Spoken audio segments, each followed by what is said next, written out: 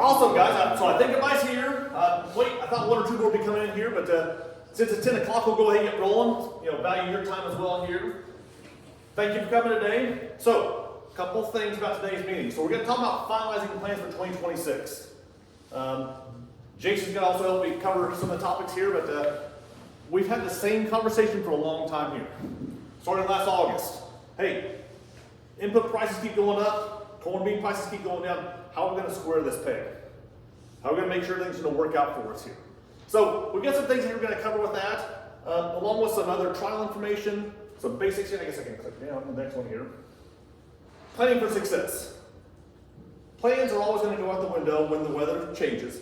We have to start with a plan. What's our assumptions going into the year? So knowing that, I'm going to cover some of those. Managing inputs in tight times. And finally, kind of also interspersed in there is trials to help us learn more about the future, how we be more productive today and going forward here. So, you get that one out there. Weather. Shocker, it's been raining. I put this together yesterday, so you can add 1.5 inches to basically all these values. Somewhere between 1 inch and 1.5 inches of rain came down yesterday. But Indianapolis has been on the low side up there with only 1.2 inches in the past 7-8 days now.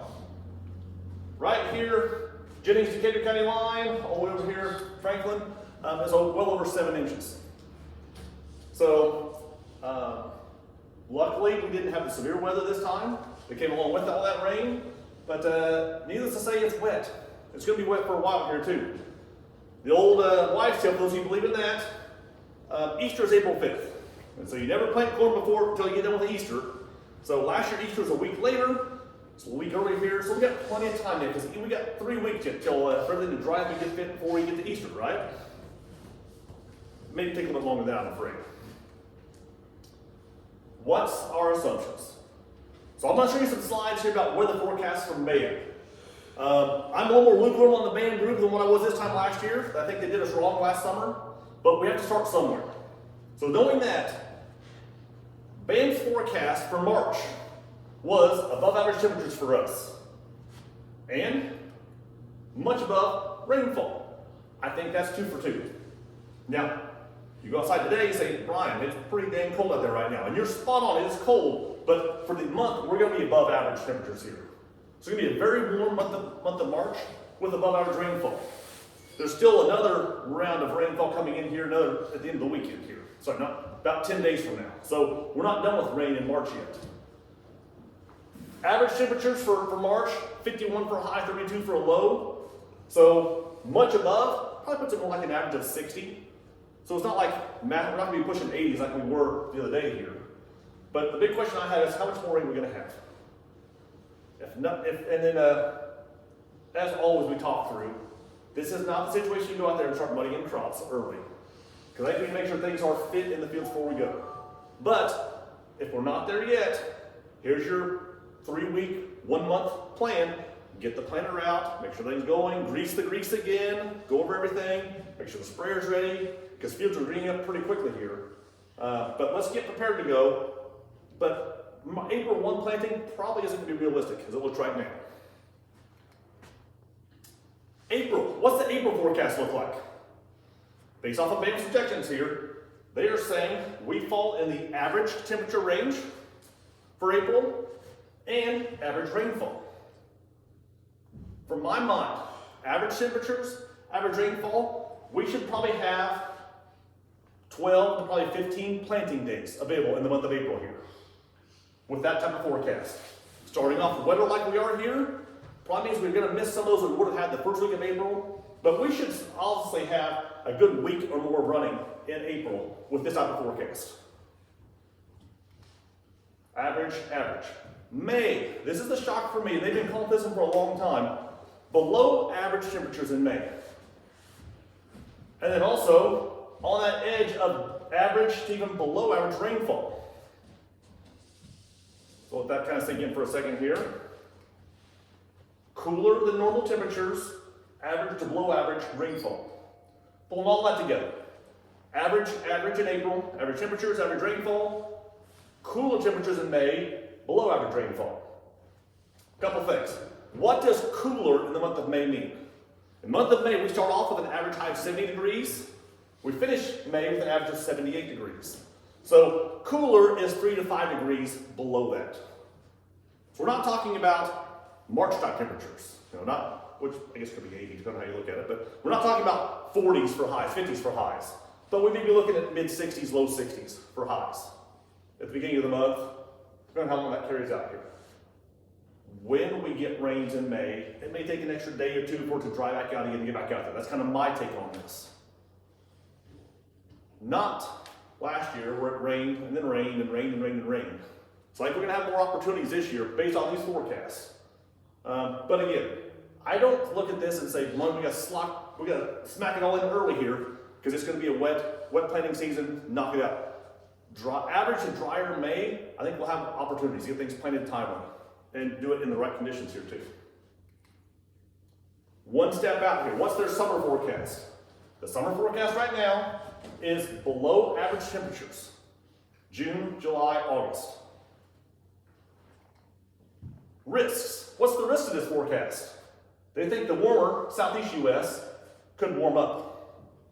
But along with that, they're saying cooler across the plains and Midwest. This cold temperature region might shift back north and west. Still keeps us pretty firmly in this below average temperature probability. Along with that, we're on that line between average to above average rainfall. If there's a risk, it's even wetter across the Midwest. This moisture might fill back in this way too. Again, it's a little bit better to put your finger to the wind and guessing what's going to be. But we have to start somewhere, right? Cooler temperatures above normal rainfall. Where my head first goes to, since I'm the disease guy, cool and wet means tar spot, northern corn leaf blight. Cool and wet also can mean high yields. We don't have that heat stress, we don't have drought stress on our crops. We've had some pretty good yields in years where we have cooler average temperatures with plenty of moisture here too. So, or this? Last one, I guess, to go around. I bet you're not the last one yet. So just a few assumptions there. We're thinking about this, and I'm not saying that this is set in stone by any means, but I'm looking at this year and saying this is a year. How do we want to make it? One more step here. Cool and dry early, followed by cool and wet during grain fill. Drastically, almost 180 degrees different than what we had last year. The field's going to take longer to dry up. Let's not get in a hurry. Let's not mud things in. But I think this also gives us some forecast for trend line or greater yield potential. We need bushels to pay the bills. I think we'll have the growing environment that can give us those bushels if we manage things right. From my perspective here, I don't think this is where we sit back and say, cut to the bone, let's just minimize everything. Because I think that we can have bushels if we do things right.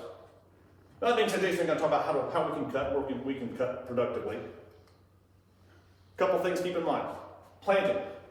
Plant your beans first. Our max potential. So you look at this, 100%, right on the top there. When do we have our highest yield potential? We can have extremely high yielding corn planted early, but we also have some more risks out here. You see these lines kind of coming down here.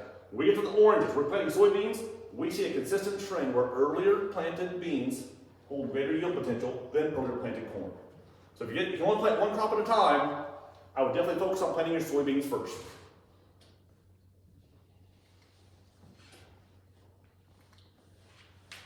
Planting. If it's going to be cool, I get concerned, and right now it's definitely wet, seed treatments. The top yield robbers, number one, is soybean cyst nematodes. Well, we've got a legal seed treatment we're using for that. And also we're bringing in more and more soybeans with the peaking source of resistance. Some of our sandier soils where we know we have nematode issues, we can definitely talk about a combination of Ilevo and peaking soybeans to help keep your yield potential higher there. Number two, Fusarium, Pythium, Phomopsis, Rhizoctonia, that's the heart of what our Lumigen seed treatments are focused on. So we're protecting you when we look at all these different offerings here. They're going to fit right there to control these. Number three, soybean sudden death syndrome, Ilevo. So double duty here, both with the soybean cyst nematodes and the sudden death. Number four, Pneumocida, industry standard for Phytophthora. This also now is a part of our premix in our Luma Trio fungicide here. But if you're going to treat soybeans, I feel very confident with the treatment offerings that we can put together for you to make sure we're protecting that investment here so we get off to a good, quick start and keep that yield potential that's out there. Next, one of those next levels on managing inputs is putting the right hybrid, right variety, soil type by soil type, field by field. So one of the things we want to think about is where are we putting things? We kind of pride ourselves when we work with guys and place products field by field. We're asking these questions of you. We're going on, what's the drainage history? Are we poorly drained, well drained? Is it drought prone? Disease history, management? I show you that for this reason. I've got two different hybrids here. So here's the data. You know what? Which hybrid do you want? Do you want the one that's on the blue line or the red line? I want the blue line. It's higher yielding at every yield level, right? At low yields, it's higher yielding. At high yields, it's higher. So why would I want that one? We try to do the testing to make sure we can tell you where do things fit. Because what if I showed you, here's the data set that's behind that chart. In case you can't see those colors here, I think this looks like an awesome hybrid across Illinois, southwest Indiana. That's where the green dots are at. That's where the blue one is beating the other one. As you move further east, further north, it flip-flops. So you all get called on every day. Salesman stopping by, hey, look at this product, look how great it is. Look, we went all the way across the board here. We also focus on geographic differences as well, because we know there are geography differences in how products perform. So, not trying to toot our own horn or anything like that. When we're recommending products for you, it's because we're doing the local testing here. We understand some of these things behind the scenes, so we don't always put out in front of you and talk to you about that. Disease conditions, if we have sudden death, or we'll talk about red crown rot in a minute here. Understanding different limitations there. Seed treatments we can put on. What are the yield limiting factors, field by field? What are the weaknesses in our products or strengths? So we can put them in there to give you that solid floor from a yield potential perspective, with potential to push it up the top as well. If you're going to go out early, it's going to be cool, it's going to be wet. Something strong to consider is Lumiderm. So this Lumiderm is a seed treatment we put on. We get a lot of early growth here. I've got one operation that's tested this for a couple of years, and now it's said every single acre that goes out in April is getting this. Because they've had enough issues with replant. When they put on the Lumiderm, they don't replant those acres. You can see a little more vigorous growth, fuller plant stands here. And on their farm, Lumiderm is the difference between replant and not replant. It's not everybody, but we have different options, different offerings to make sure we can help you be successful across the whole farm. First trial I want to talk to you about is specifically about red crown rot. If you've not heard about red crown rot, here's your quick synopsis. Red crown rot is a new fungal disease. It's soil-borne. It's been in northern Decatur County for about 4 years now. When you hit the pockets of where the red crown rot's out, yields go from 70, 80, 90 down to 20, 10, 0. It's a horribly destructive disease. Brand new seed treatment just approved last December called Victrado. This fungicide shows great promise against red crown rot. We know we have red crown rot in Decatur County. We've seen Shelby County, Bartholomew County. So it's popping up in little pockets here and everywhere. It's not to the point today that I think that Victrado is the end-all be-all. We feel very confident with Levo for many of those acres. We've had sudden death history. Before we just jump out of Levo into this one, we would be doing some testing this year. Splitting fields, one box of this one box of that one, so we can make sure and compare how is this going to work across the farm. For guys that have red crown rot, they're saying, Brian, don't care, the whole farm's getting Victrado. Because I've seen the devastation that red crown rot can cause. For guys that haven't seen it yet, I don't want to push a new product out there and realize we're giving up the yield potential we had with the Levo as well. So, pretty simple trial here. Like I said, it's a box of this versus a box of that. Plant them in blocks across the field here so we can come back in the fall, analyze your yield data, and help understand what is the yield potential, yield differences between one versus the other. Where we have red crown rot, also where we don't have red crown rot. So, my goal here, right now as we've kind of talked it through, I expect to have thousands of units of Victrado treated on guys. For guys that are saying, I'm all in Victrado, they're going to have a box or a hopper full of Levo. So we can kind of compare those two together. Or guys that have been very happy with Levo said, okay, maybe I'll try a hopper or two, something like that. We want to get some comparisons here before we just jump in full steam ahead. But right now, as it stands, we will have several thousand units of Victrado treated soybeans this year, pass on this data set to you. If you've seen red crown rot, or if you haven't, talk to me after the meeting here. I can tell you where it's at geographically relative to where you're at to see how big a concern that needs to be for your farm.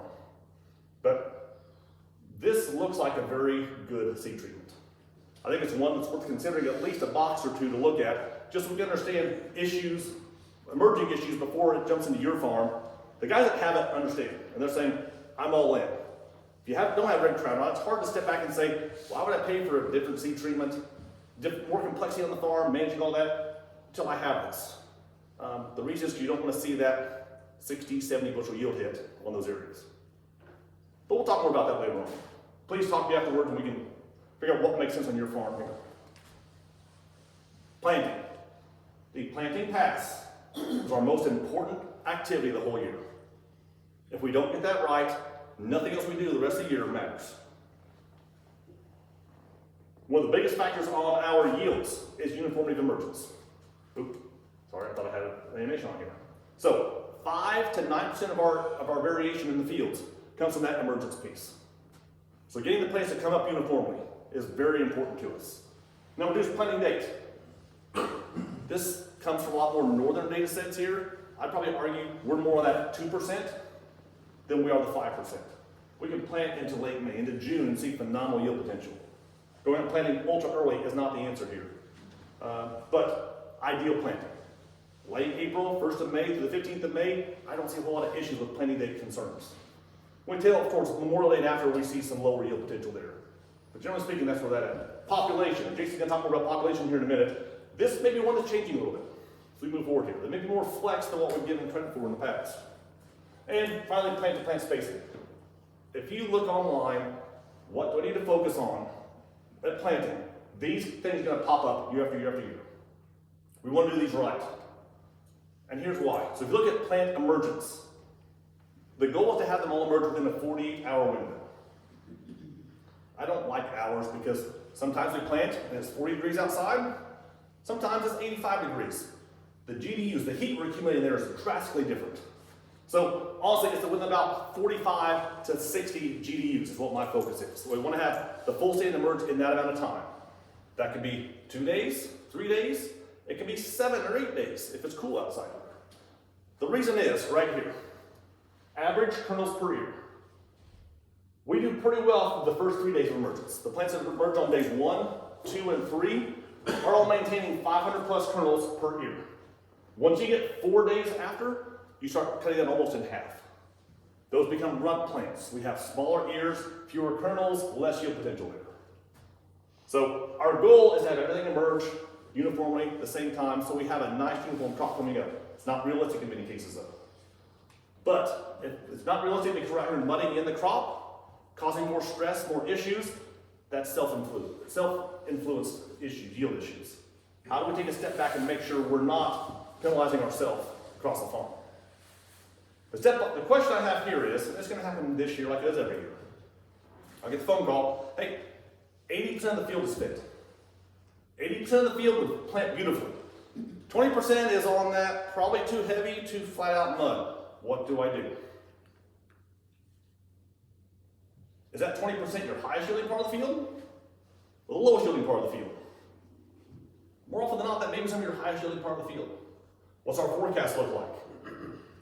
It's going to change every single time, but if we're mudding in, compacting the root zone on our highest yielding acres, we're capping our yield potential from day one.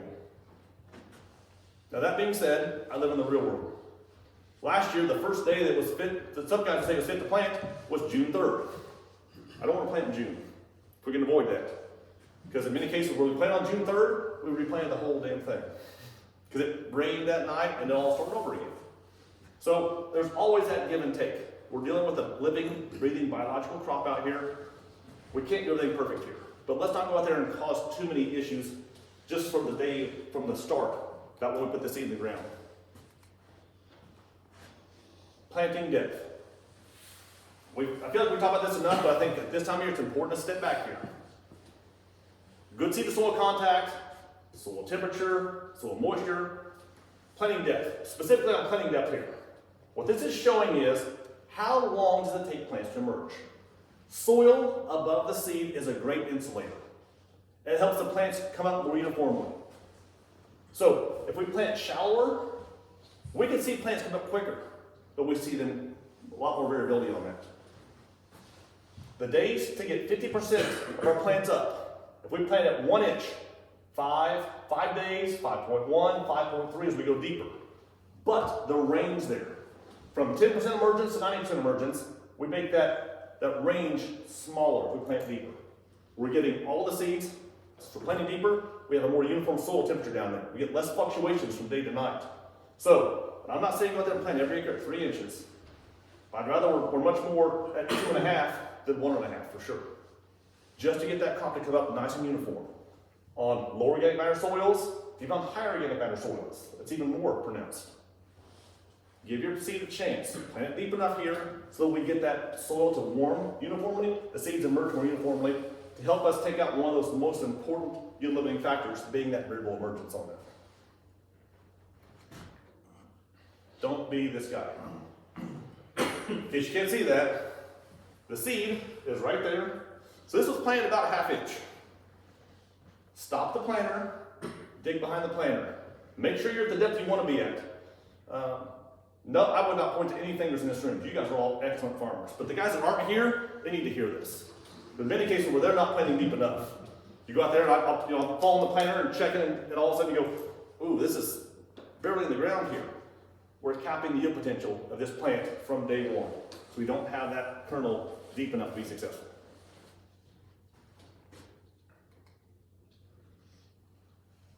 Compaction. If we're going to go out there and play in the mud, we're going to add yield loss. We're going to bake in yield loss from day one here. So the yellow line here shows yield loss from planting date. As we get here in the later half of May into June, we know we have less yield potential there. But if we go out here and we compact the soils because it's too wet to be out there, whether it be from normal compaction or if we have a drought year. Drought year, we're at a compaction day one, we're taking 25% off the top, just like that. On a normal year, we're still adding about 8 to 10% of our yield loss, just because those roots can't get out there and access all the nutrients, find all the moisture they need. Making sure we're not causing more issues, self-induced issues from day one is a key to making sure we get off to a good start. Be that corn, be that soybeans. Now, change topics a little bit now. Managing inputs in times of tight margins. Kenny reached out to me and said, hey, Brian, have you changed this talk at all since you started? Yes, we did. We've had this conversation since last August. Hey, costs are high, man, what are we going to do here? If you've not been watching the markets, this has changed drastically. I don't like wars. But one thing war's done is push up the price of oil, which has brought up the price of ethanol and biodiesel. On the board yesterday, we had $4.85 corn for fall, for December. If I told you we were going to have that opportunity here last August, last September, we'd be doing backflips. Because I had more conversations of, hey, this is probably going down to $3.50, $3.20, maybe less than $3. We've got a big crop out here. We have potential now, and I'm not the marketing guy, so don't take this as marketing advice. But know your numbers. What's your break-even? What do you need to have per bushel to cover your costs? It's hard to go bankrupt if we're selling bushels in profit. But you push out to March, May, July, there's $5 plus potential in grain today. It's on the board, basis will be different, all that. But we're having a much different conversation than we were planning on having here even 3 weeks ago. So things move fast. Prices have shot up quickly. You've all seen prices can shoot down quickly as well. So if this is a good range for you to be considering, to be profitable at, I would not be afraid to pull a trigger on locking in some of that sales now. But it could go to $9. Yes, it could. But what Spencer said yesterday, pigs get fed. No. Yeah, pigs. Yeah. Pigs get fed, hogs get slaughtered. Hogs get slaughtered. Don't be a hog. Tight margins. When we think about tight margins, what we're really coming down to, it's cost per bushel. What are my costs, or what are the bushels I'm going to make? We can decrease input costs. When you look at that factor, what's my cost? What are my inputs I can adjust? I can decrease my input costs. I can cut back on seed, I can cut back on fertilizer, I can cut back on fungicide, I can cut back on different things. That's cutting the top. We can also increase the bushels we produce underneath here. It's rare that we can reduce the input costs without also changing our yield targets, our yield goals on the bottom of that equation. If you can, maybe a practice we need to reevaluate, is that really worth having on your farm? Because if there's no value to it when you cut it out, maybe something we may not be pushing for years here anyways. This strategy may be a field by field change, or even within a field differences here. It's not the whole operation change, we're done. And shameless plug here, that's one of the things we try and do with the guys we work with. Sit down and have a different strategy, understand what your goals are, field by field, acre by acre, to understand how can we manage through these higher input prices. I'm going to turn it over to Jason now. Jason's going to talk about corn populations. There's some changes we've seen here, some more recent information here. Sure. Obviously, you can chime in on anything you want to, Brian, but I will, yeah. I knew you would. No, so Brian and I were having a conversation, and the rest of the top crop team. I got to sit in and watch some presentations out in Johnston. All of us field agronomists get together out there every January, and I found this one pretty interesting because I've always kind of had it in our mind where yield's been coming from, and you guys have all seen it, is increasing populations over the years, building in more stress tolerance in those plants so we can plant thicker and they don't give up on yield. But that has, at least in our germplasm, that has shifted here since about 2010. So wanted to highlight some of those things.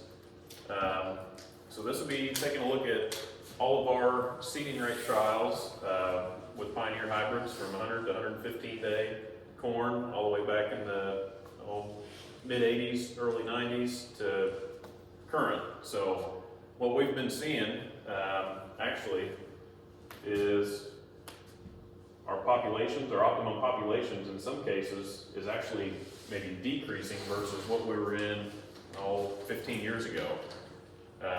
And what we've seen, of course, over time is the yield potential has been increasing. So where is that coming from? Back one second. I got to jump over, Jason. We met with one of the corn breeders and started talking about right products. What do we need? What are some of the things we're missing?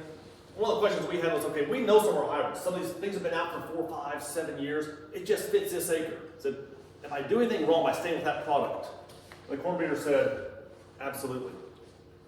The yield potential in these newer products is jumping up significantly. We're seeing much higher yield in newer products than what we have in the past.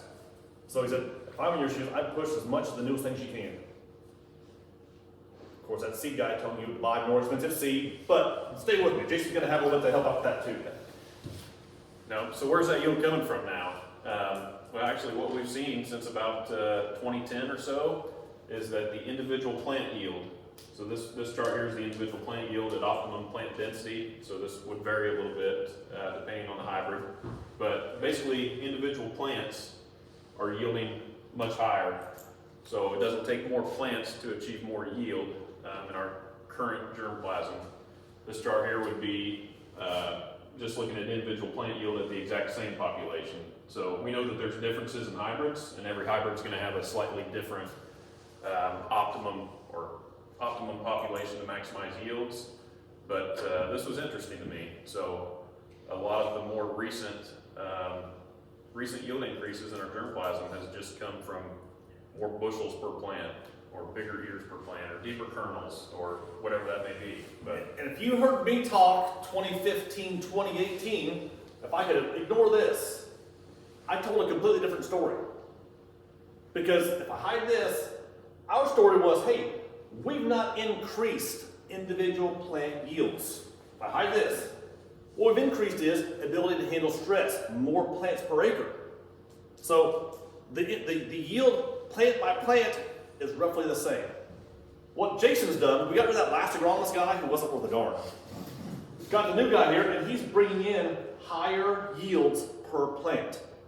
My argument was, through about 2010, 2015, There was no difference from 90s, even from 70s, from 50s. The individual plant yield, if you plant them all at 12,000, the years were almost the same from old times to about the mid 2010s, maybe 2020 even. The last 5-7 years, Jason's come on board and done an excellent job bringing out better products. We're seeing more yield per plant, which is kind of a change. We don't have to necessarily push populations to the highest level. Maybe we can back off a bit and see more of that flex that's out there. Yep. And that kind of just shows where, just what we were talking about there. So over time, you know, we have continually pushed populations up to where now we've kind of plateaued, and that yield increase, again, is just coming from yield per plant. And I told Brian that was his doing, because he was starting to pick those hybrids back in 2018, 2019. Kind of got the ball rolling on where we need to head. But so wanted to take a look at, so what does that mean to you, for you guys? I know the top crop group does a great job spending a lot of time looking at your guys' data, looking at yield, by yield level in the field and populations. So I know they spend a lot of time diving into that, but wanted to kind of highlight some on-farm trials and then just maybe challenge some thinking on some of these acres when you guys are thinking through your inputs and where to put those inputs. This was some trials that we did, or some of my fellow agronomists from Iowa. They've done several on-farm population trials, over 700 of them over the past 4 or 5 years. And again, I think what you can see here is even at 300 plus yield environments for those guys, they're really not, this would be the agronomic optimum. So that's another thing we'll hit on, agronomic versus economic optimum populations. But pushing higher is not even maximizing or giving you more bushels in the end. So, I mean, 34,000 agronomically is getting you the highest yields all the way down to about 180, 200 bushels per acre. And then we got to drop back when we get on those more stressful environments. So again, in some of these situations, we're thinking that we might need to push really, really hard to get those extra bushels. But now that we're getting more yield per plant, more bushels per plant, maybe we need to shift our thinking just a little bit.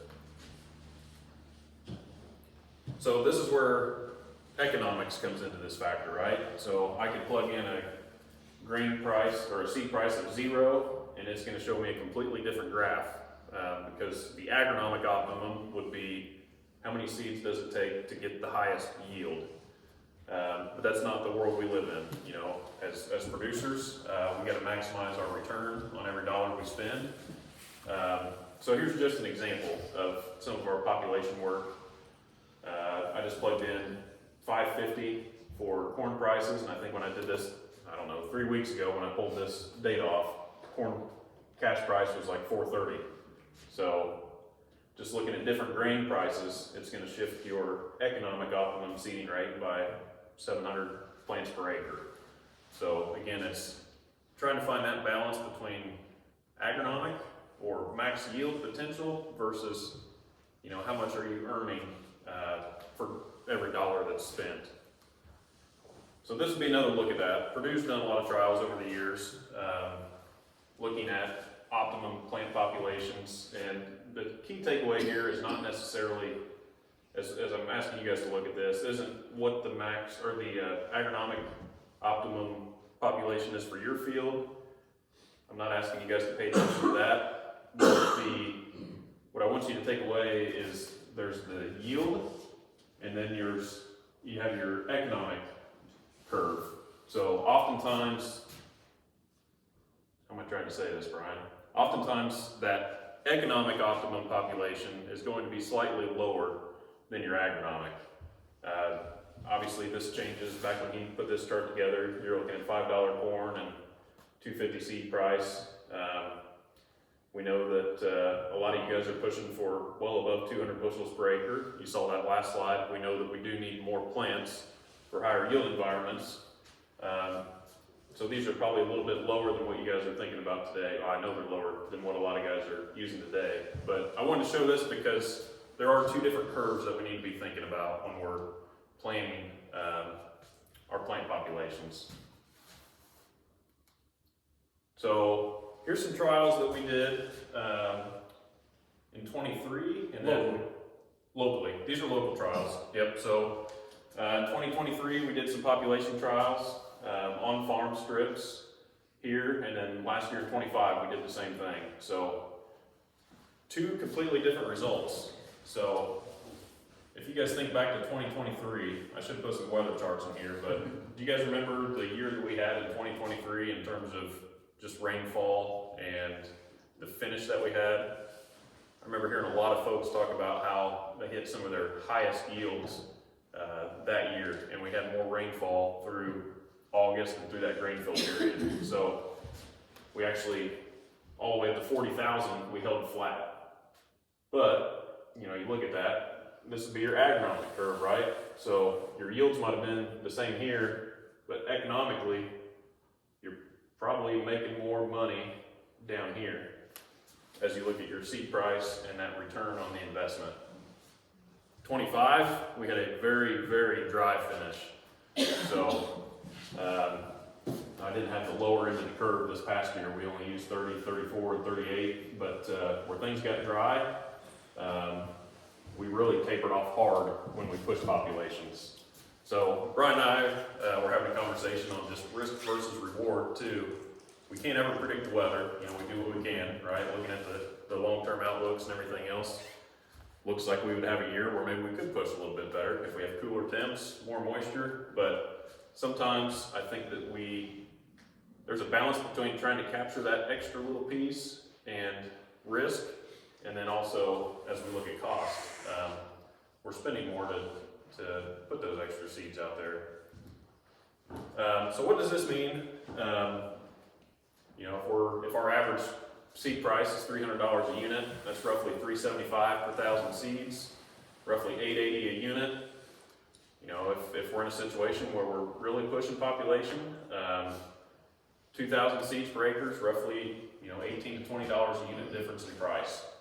So, you know, what I showed there was that our germplasm is trying to be, it trends more towards that flex type ear, especially as I'm looking at like us versus some of the bare germplasm. They tend to take a couple thousand more seeds with their more determinate ear types. So I think that there's opportunity to take a harder look at populations. Not telling everybody today that we need to back down. My takeaway is I've asked my sales reps and everybody else to put out a handful more trials this year to make sure that we're fine tuning and I mean, I think we're only talking 375 per thousand seeds, but in a time when margins are tight, those things matter. So the other thing I wanted to think about too, it was interesting. Our decision science group has spent some more time creating some reports for us for side-by-sides and different things that we do. And one of the maps that they showed is bushel per thousand. And this is something that I've thought about, but this really had me intrigued looking at some of these maps. So if we're closer to, say, 6 bushel per thousand as we consider our farms, what is our yield limiting factor? It's probably, we either have the opportunity probably to back our populations down, or else we need to focus on other inputs to try to bring those yields up. Because we're not maximizing that acre today if we're sitting down there closer to that probably 6 bushel per thousand range. Quick math for that. 6 bushels per thousand. You plant 30,000, that means you make 180 bushel. On the flip side, if we're looking at 8 bushels per thousand, 8 bushels per thousand at the same 30,000 population, so that would be more like 240. Can we raise 240 bushel corn at 30,000? We can. Probably not as likely as when we can raise 180 bushel corn. So some of those kind of factors as well, like Jason says, how many bushels per thousand seeds do we have out there? 6 to 8 is a pretty decent range. It's tougher to get more than 8 without lots of other inputs and managing other factors there. If we're not getting 6, we probably definitely just think about we're overpopulating those acres. And stepping back and there's other factors at play beyond what our seed is giving us there. Yep. So this is just a handful of the side-by-sides that we did last year, and like I said, our decision science group put together these nice reports looking at a handful of different things on these fields, but it just got my gears turning a little bit, and I'm challenging myself to think about these acres a little bit differently, especially as we're looking at our input cost. You know, what do we want to do on this acre? If we're below 6 bushel per thousand, do we need to throw more inputs to try to raise yield there, or is there opportunity to cut back populations? Same on this field. You know, this looks like a very stressful corner of this field. You know, do we need to be thinking about that differently? So, and can we save $3.75 an acre, $7 an acre in seed cost on those acres if we don't think, if our yield limiting factor is not population, can we address it with something else? So I've asked, like I said, I've asked these guys to try to help put some more trials out to just make sure that we're playing the ear flex as much as we can. Because I've seen, again, some years 38 is actually a detriment to yield. On the good years or under irrigation where we know we've got the water, you're probably not going to see that fall off. But I've asked the other agronomists across Indiana, I'm hoping to be like Iowa, where they've had 4 years and 700 trials. I feel pretty good about where we're sitting at today, but again, as we're navigating these tighter margins, can we make some of these small tweaks just to save every penny that we can out there and just maximize what our germplasms provide today? So, I mean, if anybody is interested, I would definitely love to have, shameless plug, love to have more on-farm trials this year. I don't care if it's split planted with 2 hybrids or single hybrids, but this is kind of what I'd be looking at, 26, 30, 34, and 38, so we can hopefully pick up several locations and draw some curves at different yield levels with different hybrids. So. And we're happy to help you out with this too. We'll put together our planning books, put in here, hey, population block, 26, 30, 34, 38, you know, the more you have electronics, it's easier to push that button and change it. If you're popping sprockets off, a little bit more, but how does this impact your operation, your farm? Is there a chance we can cut back on that seeding rate, 1,000, 2,000, 4,000, and see a yield difference there? I think this goes back to you. Okay. So, bottom line is, as times are tight, we're willing to take some of that, you know, help you. We'll take less as well if we can help you be more profitable. We want you to be our customers long term here. If the right answer for you is backing off blindly, we can do that. A couple things though. If we think about a different way of looking at that same equation here again, what's the goal of every farmer? I want to minimize the cost of all the bushels I produce while maximize my yield potential. So how do we do that? Number one, we manage our input expenses, or 2, manage yield potential we can get. Another way is cost over bushels. So, if we think about the cost side of that, and I'm not putting anybody in here, but we all have this same kind of give and take, you know. If I'm going to try and cut my costs, if I'm going to try and raise more bushels, I'm going to focus on the cost minimizing side of my brain.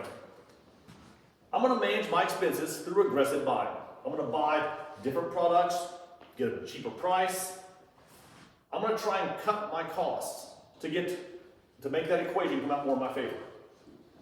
Reducing our costs, we often assume, well, I won't impact my yields there. If I can cut this cost, but I probably won't impact my yields. And honesty is, we're probably going to hurt our yields one way or another, because you can't take those things out of here. Or we may not have the opportunity to maximize those yields. The yield maximizer side of that, how do I raise more bushels? And we've got guys that say, look, I've got great yield potential, I need every single bushel I can get. That mentality is saying, well, I guess I'll switch that around first. The guy that's just focused purely on max yield. Many times it's the guy that believes on the commercials. Hey, this new treatment, this new fungicide is 4 bushels better than the other one. I've got to have that one. If it's 4 more bushels, I need every bushel I can get. I'm going to maximize my yields across the whole farm here. These guys typically do not focus on ROI as much. I want the max bushels I can get and focus that way. And yield maximizers, if you just focus on top yield potential, the risk there is we probably run the risk of not being profitable. We're putting we're putting on more products, getting higher yields, but are we making profitability on all those products? Different way of kind of looking at this. The cost minimizers versus the yield maximizers. We've got a trough in here. If we have $6 corn, guess what? This valley here, the peaks on either side, we probably don't have profitability. Everybody's going to be fine here. The problems comes when we get tighter margins here. This is where we have low risk, somewhere in between these two extremes. Taking a balanced approach. We're not going to focus so much on cutting to the bone. Know our ROI. If you don't know your numbers, if you don't know what it's costing you per bushel for corn, for soybeans, it's hard to sit down and say, am I at profitability? Am I not? Where can I think about cutting back? This is Purdue's chart. If you're not seeing this, you can search this out. Purdue 2026 crop cost and return guide. Goes through low productivity soils, average productivity, high productivity. It's a 2-page document, or 3-page actually. This goes through expected yields, harvest price, variable costs. The second page goes into fixed costs like land and things like that. But if you look at this, coming down through here, if I just take rotated corn acres, average productivity soils, they're saying 198 is their budget, depending on 198 bushel corn at 435, which is $861 gross revenue. Then all the different costs down through here: fertilizer, seed, fuel, machinery repairs, hauling. You can look at this. Some of these numbers are close. I've had some guys say, yeah, that's kind of close. Others say, no, that's way off. That's not even close at all. But at 198 yield, 435 price per bushel, they come out with $202 of contribution to margin before we have land rent. That's why we're sitting down last fall and saying, hey, corn's not profitable. How can I make money at this? There's 2 things I want to think about on this. For the guys we work with, average acre often isn't 198. We've had many conversations with you, with others, that 210 feels like average. If not 220 feels like average. As we're managing inputs, managing seed placement, fertility, nitrogen, we don't feel like 198 is that average acre anymore. On top of that, their price is 435. I think we're every bit of 50 cents higher than that. Both of those will definitely change this number down here. So when we think about where we're at here, there is no one easy answer here. But this is nice. If you don't know your numbers, this is a nice starting point to kind of look at what your yields, what does Purdue think your input costs are. Cost over bushels. It's tough to grow consistent, high-yielding corn if we're not putting all of the inputs in there to grow that. But 2009, if you remember 2009, rained an inch of rain every week, cool weather. Remember what we did? Some of our best yields ever happened that way. Maybe 2026 will be that year again.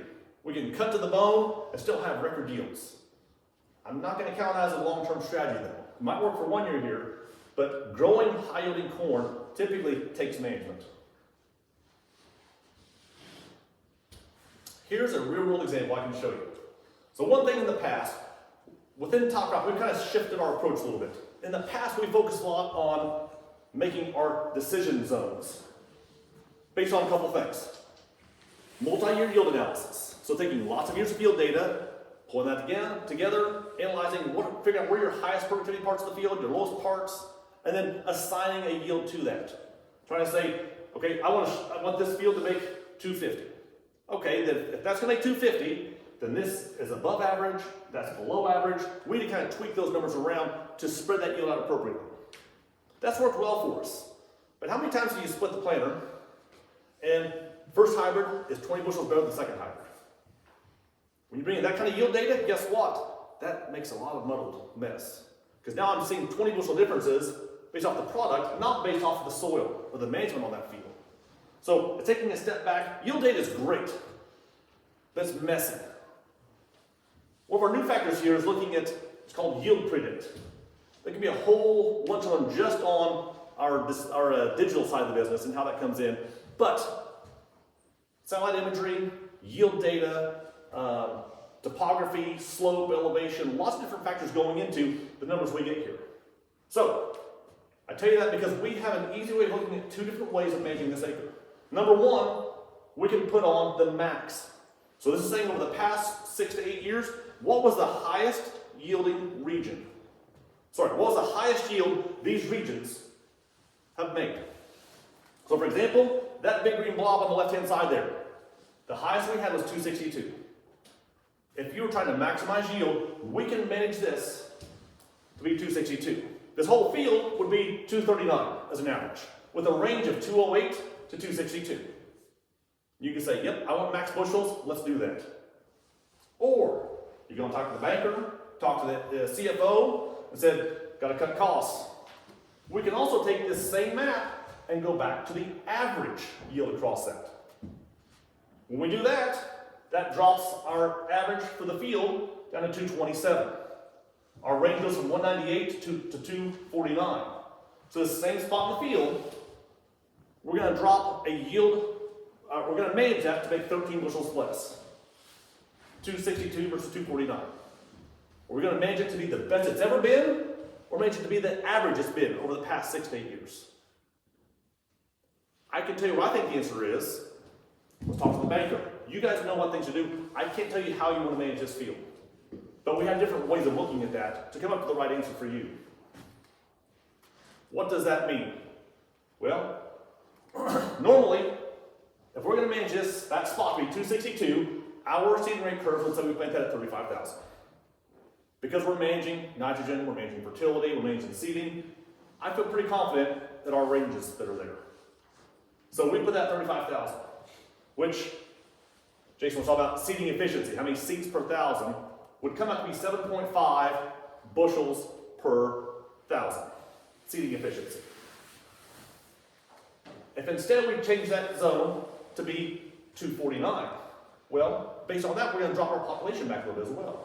We're going to change it to 33,000 in that same region there, which at the same 7.5 seeding efficiency takes our yield down to 249. This alone, 2,000 seeds per acre, that's $7.50 savings by doing that. We can make a different decision, field by field, region by region, to see what makes the most sense to you.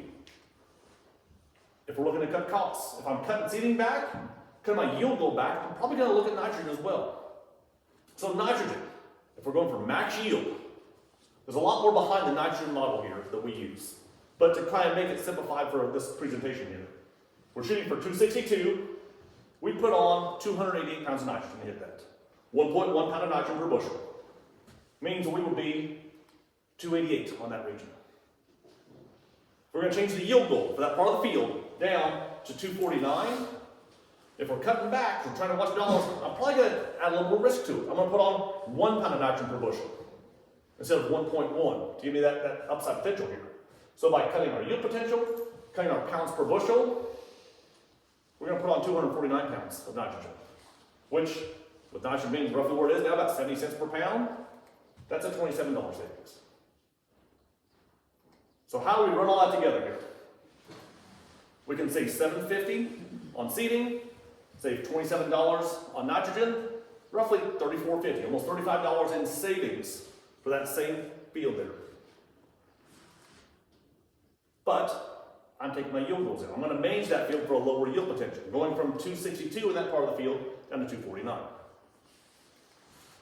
So at 450 corn, that means I'm going to give up the potential of making 58.50.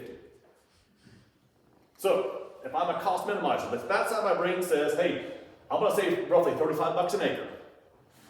I may not hit my maximum yield I could, but that cost me the $24 per acre to get there. I need to save the money here. This is where I can look at this and say, I can achieve my cost savings to get there.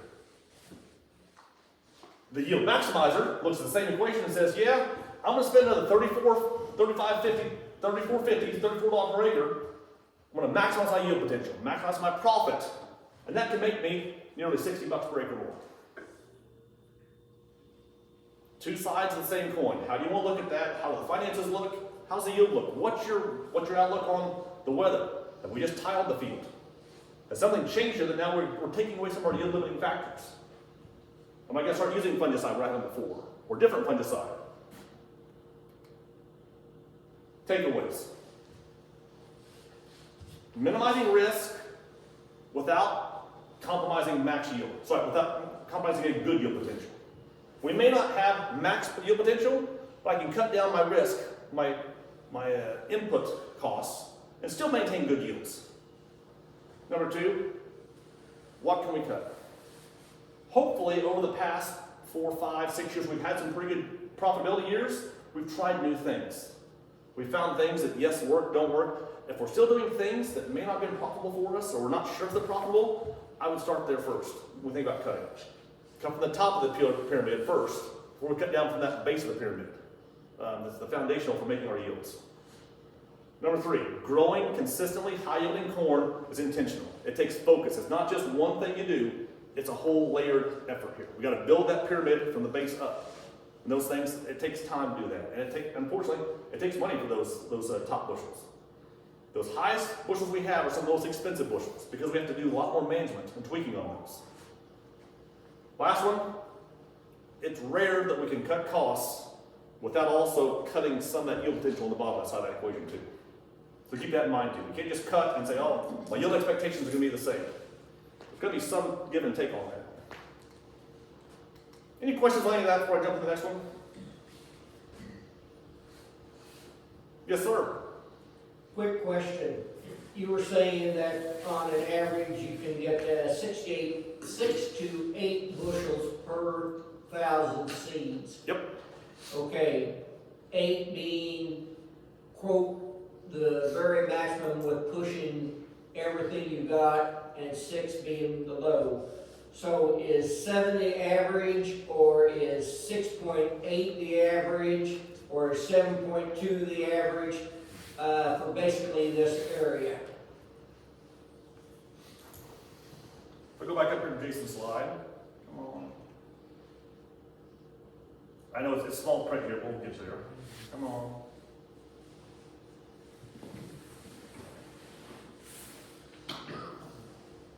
Right here. So, if you focus on these charts, seeding metric per 1,000, on this farm, their max was 7.5. The minimum was 6. On this farm, it went from 8.2 to 7.4. Here, 7.25 to 5.75. This one's 7.4 to 6.4. Within that, you can see massive differences here across that. If this is, I don't know the farm here, not pointing anybody out. Let's say this is more of it's either a waterway or it's a swale here. Something happened around this that's lower yield potential. That area is definitely below 6. Fewer than 6 bushels per 1,000 seeds. I think there's guys that are pushing over 8. Maybe pushing closer towards 8.5 to 9. Because but those bushels aren't cheap bushels either. But whether it be drainage, fertility, manure certainly helps, just averaging some of those things out. But if you want to say as a starting point, I think 7's not bad. But I think it's operation by operation differences as well. Well, this is one thing we're going to continue to look into because now that we're getting some of these reports back from our decision sciences team, I think we'll be talking more about this as time goes on. How do we evaluate your yields in this type of framework as well? Does that make sense?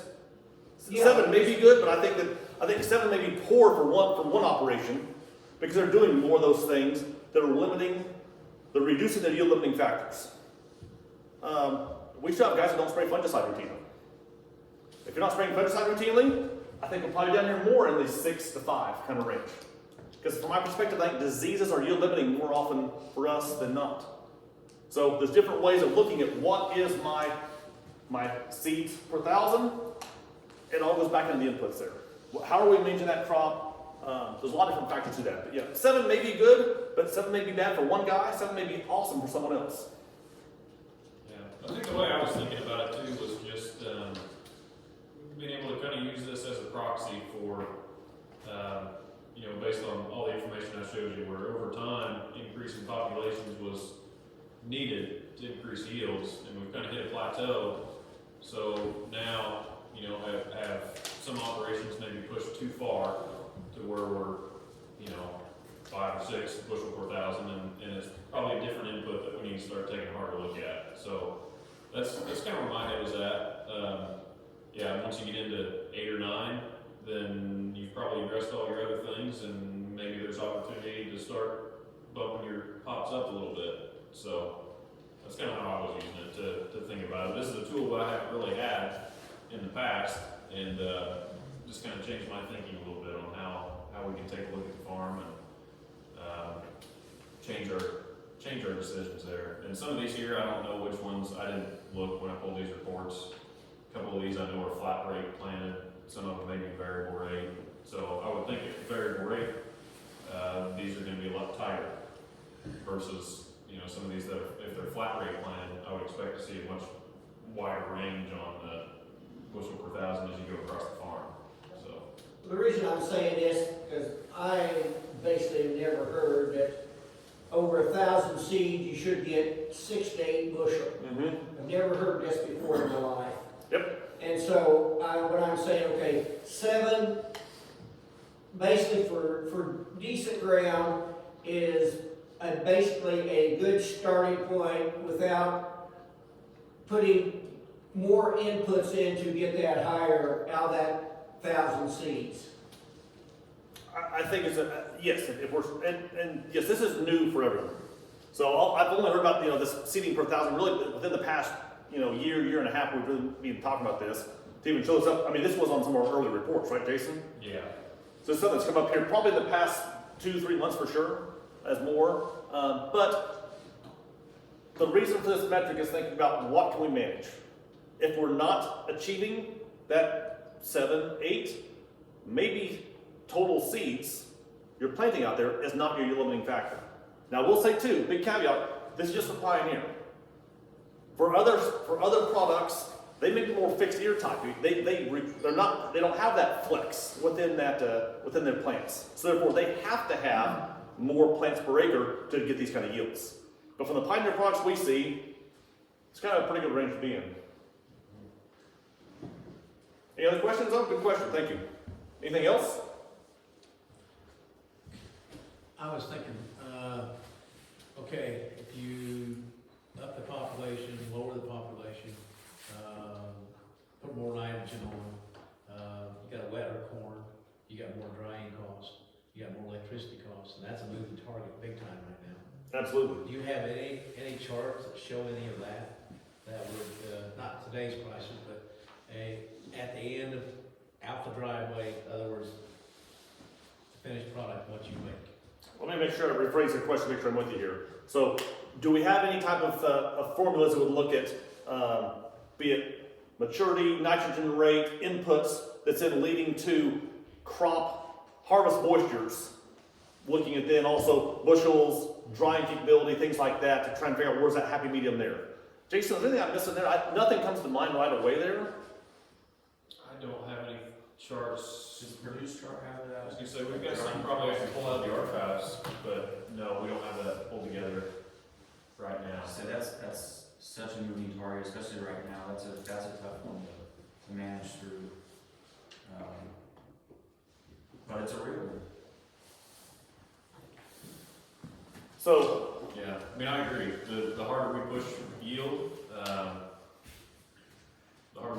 with fungicides, with, a lot of our yield today is coming from kernel death, I feel like too. The longer you keep that crop alive, deeper kernels, we're picking up a lot of yield late. I'm thinking a lot of our modern germplasm too. And to do that, I had a conversation with a guy, just earlier this week about how green his corn is now at 22%, so it's a real thing, but I don't know exactly it must pay.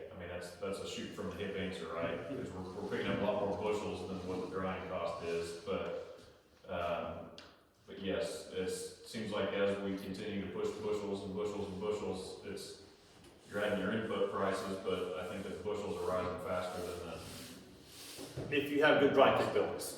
yeah. If you're counting on, in-bin dryers or air drying, things like that, that may be a little different formula too.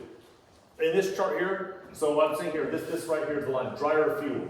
I think it looks like they're looking at bushels, is where they're getting their costs there. Because it goes from $36 here to $42 here, by adding 30 bushels. Then adding another 30 bushels to 49. So it looks like that's a little more proportional there. So they're just looking at, I have more bushels to dry, therefore I need more fuel. But I don't think it's anything necessarily that's looking at agronomically or different moisture ranges and the inputs that are causing that to be, to stay wetter longer. Good question though. We can do some homework too. Yeah, we'll try to dig into that and see if there's something else we can find. Other questions?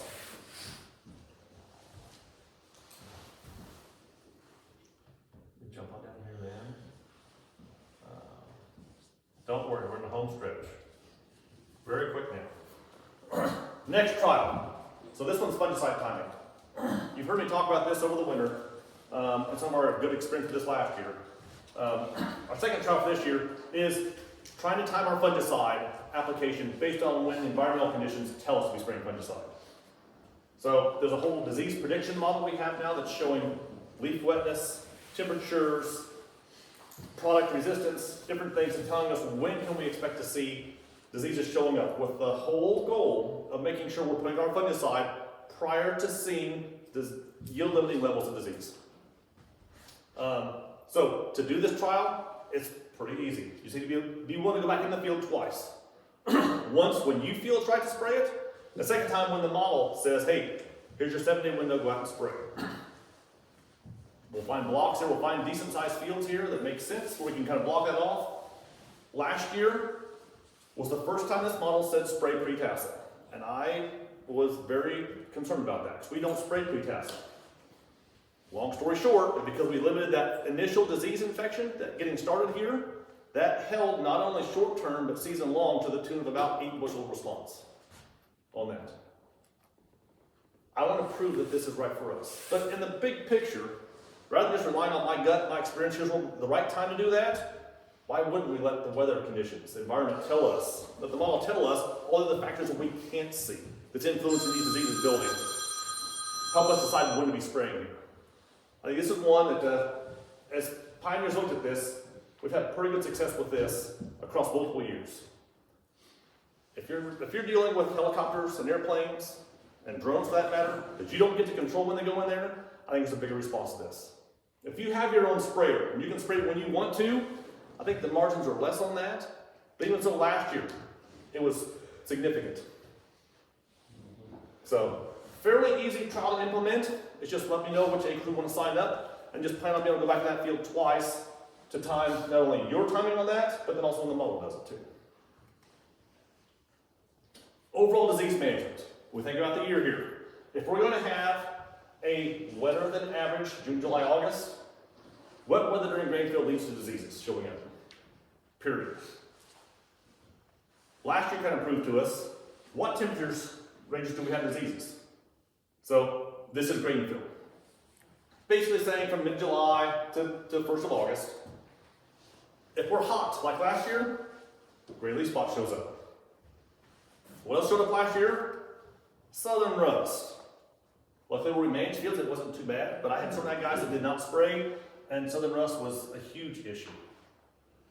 If we believe 2026 is going to be a little bit cooler temperature, we may not focus as much on grain leaf spot and southern rust, but instead, we get northern corn leaf blight and tar spot. Basically, all different temperature regimes we could have out there, we have foliar diseases that can be or are yield limiting in our part of the world here. So if you've not pre-bought your fungicide yet, go ahead, and that's one that, in my mind, 3 years out of 5 diseases are our yield limiting factor. I think this is one that we need to focus on in particular.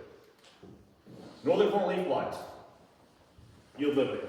If you're not using Xyway or an earlier pre-tassel fungicide, that's one way to try and keep this disease in check, so we can spray later on. Not saying it has to be on every acre. This is probably the big one for me. When was the last time we had tar spot? 2024. If we're on a corn bean rotation, guess what fields are going back into those again?